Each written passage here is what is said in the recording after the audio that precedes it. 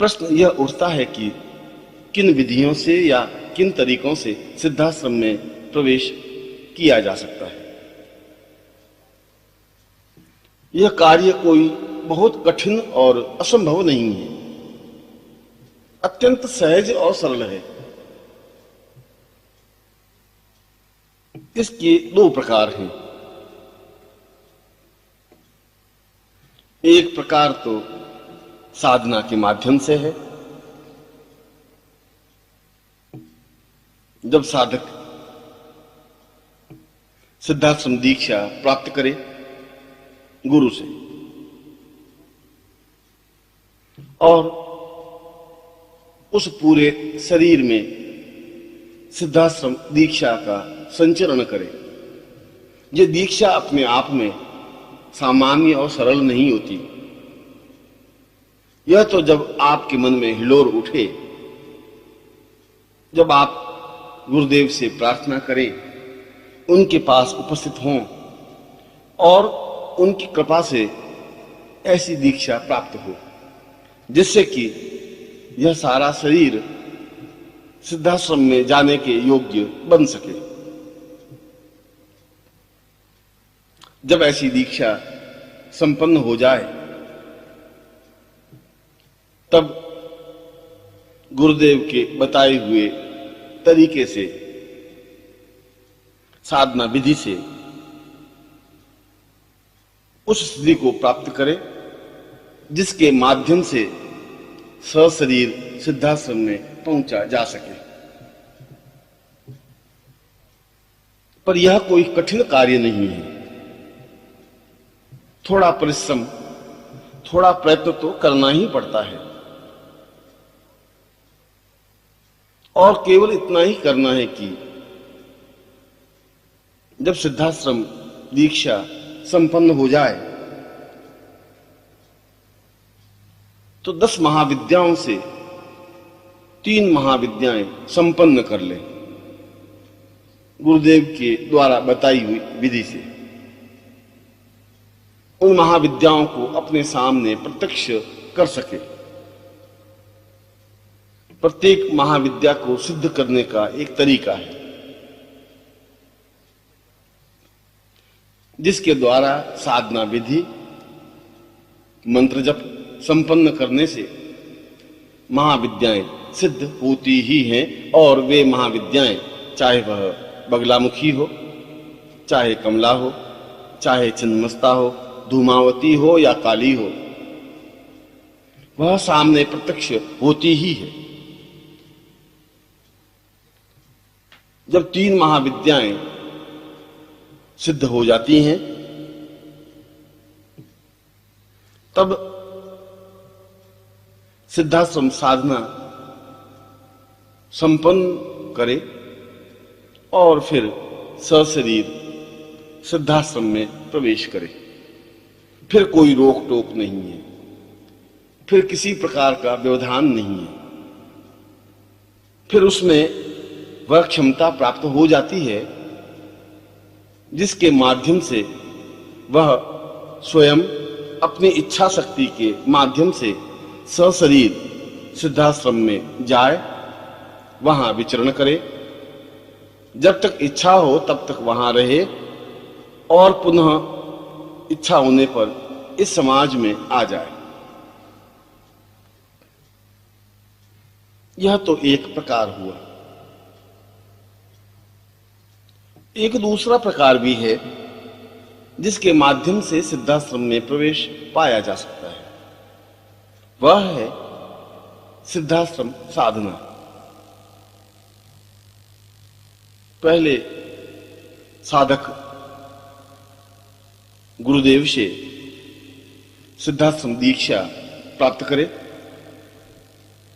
और अपने सारे शरीर में सिद्धाश्रम स्थापना करे, चेतना युक्त बनाए, ऊर्जा युक्त बनाए। और यह सिद्धाश्रम दीक्षा के द्वारा संभव है।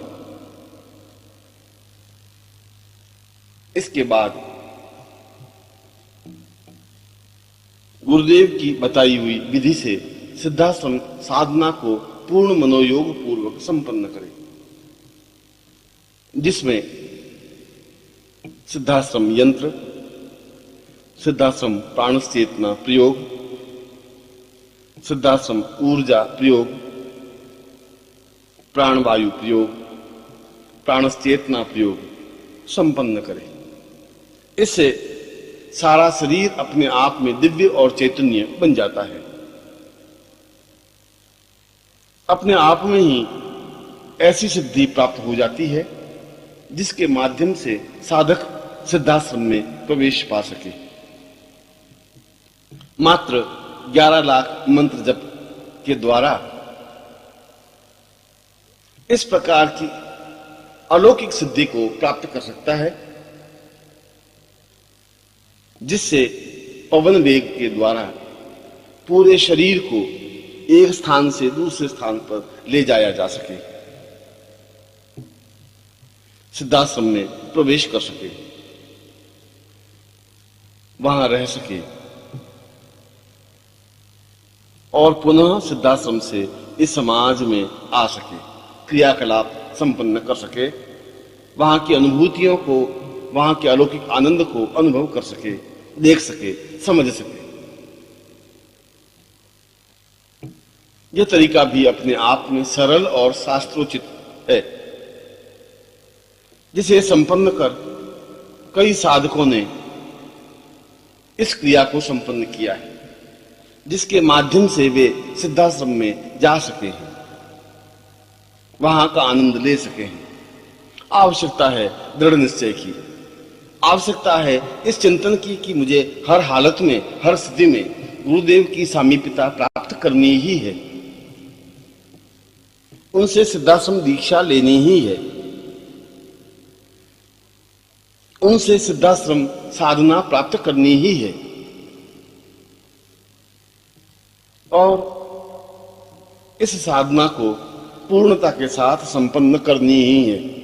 जब साधक ऐसा निश्चय कर लेता है तो फिर उसके मार्ग में किसी प्रकार की कोई रुकावट या बाधा व्याप्त नहीं होती, फिर किसी प्रकार की कोई अड़चन आती ही नहीं।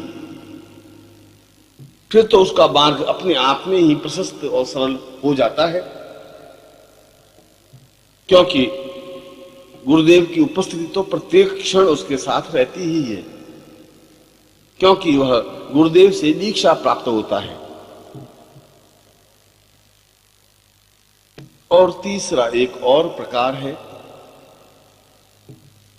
एक और तरीका है जिसके माध्यम से भी सिद्धाश्रम में प्रवेश पाया जा सकता है। यह है गुरु के साथ सिद्धाश्रम में प्रवेश करने की स्थिति। पर इसके लिए जरूरी है कि वह शिष्य हो, और इससे भी ज्यादा जरूरी हो कि वह सेवा के माध्यम से गुरु की कृपा प्राप्त करे।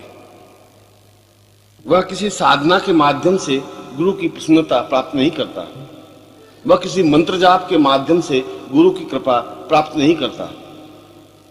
उसे तो केवल सेवा का ज्ञान है। सेवा का तात्पर्य है गुरुदेव की जो इच्छा हो उसे पूर्णता दे, उनके बताए हुए कार्यों को संपन्न करे। वे कौन सा कार्य सौंपते हैं, किस तरीके से सौंपते हैं, यह तो वे जाने। शिष्य उसमें व्यवधान नहीं डाले, नाम नुच नहीं करे, इस प्रकार के कार्यों में तर्क वितर्क नहीं करे। जो कहे वह करे, पूर्णता के साथ और मनोयोग पूर्वक करे। और इस सेवा के माध्यम से भी गुरुदेव की प्रसन्नता प्राप्त की जा सकती है। पर इसके लिए जरूरी है कि गुरु वह हो जो सिद्धाश्रम में गया हुआ हो, जिसको सिद्धाश्रम में जाने का ज्ञान हो, जो इससे पहले भी सिद्धाश्रम गया हो, जिसकी उपस्थिति सिद्धाश्रम में रही हो, वही तो अपने शिष्य को सिद्धाश्रम में ले जा सकता है। प्रत्येक गुरु के लिए यह संभव नहीं होता कि वह शिष्य को सिद्धाश्रम ले जा सके। जो स्वयं नहीं जा सका वह दूसरों को कैसे ले जाएगा?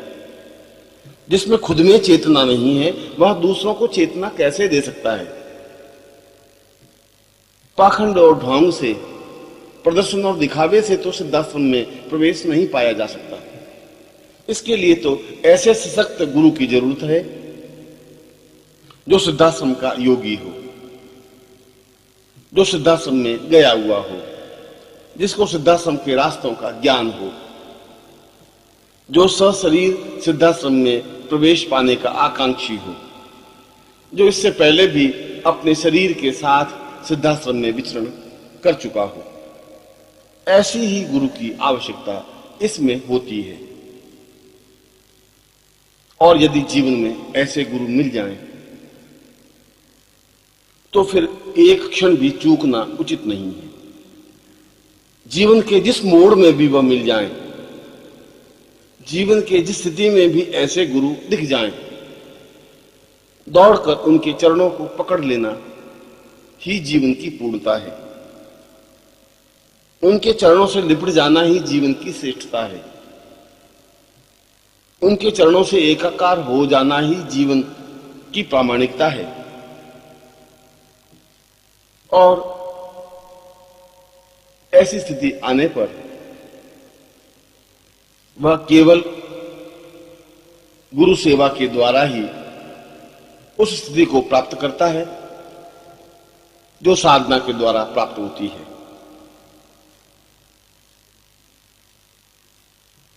फिर उसे मंत्र जाप की जरूरत नहीं होती, फिर उसे साधना की जरूरत नहीं होती, फिर उसे महाविद्याएं सिद्ध करने की आवश्यकता नहीं होती, क्योंकि गुरु में तो समस्त महाविद्याएं स्वतः समाहित होती हैं। गुरु तो ब्रह्मा, विष्णु और महेश से भी ऊपर हैं। और जब गुरु उस शिष्य की सेवा से प्रसन्न हो जाता है, जब उसे विश्वास हो जाता है कि इसने सेवा के द्वारा उस स्थिति को प्राप्त कर लिया है जो साधक की स्थिति होती है, तब गुरु उसे अपनी प्राण चेतना के द्वारा, शक्तिपात के द्वारा एक विशेष प्रकार की ऊर्जा प्रदान करते हैं, जिसके माध्यम से उस शिष्य की सारी चेतना, सारा शरीर अपने आप में ही प्राणवान और वेगवान हो जाता है।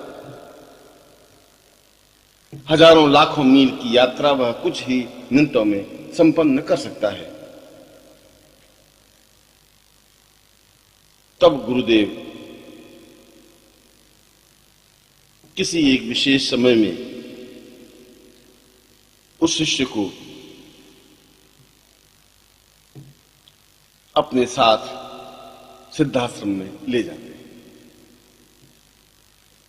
उस शिष्य को सिद्धाश्रम से परिचित कराते हैं और वह शिष्य या शिष्या सशरीर सिद्धाश्रम में विचरण कर सकती है। उसे भी वही स्थिति प्राप्त होती है जो साधक को प्राप्त होती है। उसे भी वही स्थिति प्राप्त होती है जिसके माध्यम से वह जितना समय चाहे सिद्धाश्रम में रह सकता है, उन योगियों के दर्शन कर सकता है, क्योंकि गुरु तो वहां पर भी वंदनीय होता है, क्योंकि वह इससे पहले कई बार सिद्धाश्रम जा चुका होता है। वहां की प्रत्येक घटना का वह साक्षीभूत स्वरूप होता है। वहां के कण कण से वह परिचित होता है। और ऐसा शिष्य सेवा के द्वारा, गुरुदेव के द्वारा दी हुई शक्तिपात के द्वारा, गुरुदेव के द्वारा प्रदान की हुई प्राण चेतना के द्वारा अपने सारे शरीर को वेगवान बनाकर गुरुदेव के साथ ही अपने शरीर के द्वारा, अपने शरीर के साथ, अपने पूरे शरीर और चेतना के साथ सिद्धाश्रम में प्रवेश पा सकता है। और वह देख सकता है उस सिद्धाश्रम को जो अपने आप में अलौकिक और अद्वितीय है, जो प्राण चेतना युक्त है, जो अपने आप में श्रेष्ठ है, जो देवताओं के द्वारा वंदनीय है। और ऐसा शिष्य सिद्ध योगा झील में स्नान कर उस परम सत्य की अनुभूति कर सकता है जिसे ब्रह्म कहा गया है, जिसे अलौकिक कहा गया है, जिसके द्वारा जीवन की पूर्णता प्राप्त की जा सकती है, जिसे शास्त्रों में और वेदों में पूर्णमदः पूर्णमिदं पूर्णात् पूर्णदमुच्यते कहा है। क्योंकि जीवन की पूर्णता तो सिद्धाश्रम में प्रवेश करने पर ही संभव है। और यह तीसरा प्रकार ज्यादा सरल है, ज्यादा सहज है, ज्यादा संभव है। पर यह सेवा किसी स्वार्थ से प्रेरित नहीं है। जब शिष्य आकांक्षा लेकर के सेवा करता है तो उसमें स्वार्थ की दुर्गंध आती है। वह जो भी कार्य करे सेवा भावना से करे, उसमें किसी प्रकार का छल या दिखावा न हो, मन में किसी प्रकार का संदेह और भ्रांति न हो, मन में किसी प्रकार का कपट या असत्य न हो। जो कुछ भी करे मनोयोग पूर्वक करे। ऐसे शिष्य का सौभाग्य होता है कि गुरु के चरण उसे प्राप्त हों, वह उनके पैरों को स्पर्श करे, उनकी सेवा करे, उनके शरीर को मंदिर समझे, उनके प्राणों को देवता स्वरूप समझे, उनकी आज्ञा को वेद वाक्य अनुभव करे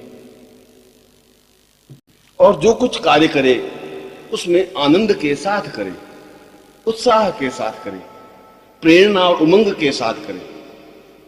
ऐसा नहीं हो कि मन में कपट हो, छल हो, दिखावा हो या मूर्धनी हो या निराशा हो कि ऐसा किया गया कार्य या आज्ञा पालन भी व्यर्थ हो जाता है। आज्ञा पालन तो उत्साह के साथ होता है, उमंग के साथ होता है, जोश के साथ होता है, उत्साह के साथ होता है। और जब ऐसा क्षण प्राप्त हो तो शिष्य को अपना सौभाग्य समझना चाहिए कि उसे गुरुदेव की सामीप्यता मिली, गुरुदेव के साथ रहने का अवसर मिला। ऐसा अवसर तो करोड़ों लोगों में से किसी एक या दो या चार या छह को ही तो प्राप्त हो सकता है। करोड़ों लोग तो उनके साथ नहीं रह सकते। वे तो केवल देख सकते हैं, वे तो केवल गुरु मंत्र जाप कर सकते हैं, उनकी उपस्थिति का एहसास नहीं कर सकते, हर क्षण उनके साथ नहीं रह सकते। और जब ऐसी सेवा शिष्य के जीवन में उतर जाती है तो गुरु कृपा अपने आप प्राप्त हो जाती है और फिर वह जीवन में पूर्णता प्राप्त कर सिद्धाश्रम में प्रवेश पा सकता है। ऐसा ही जीवन आशीर्वाद युक्त जीवन होता है।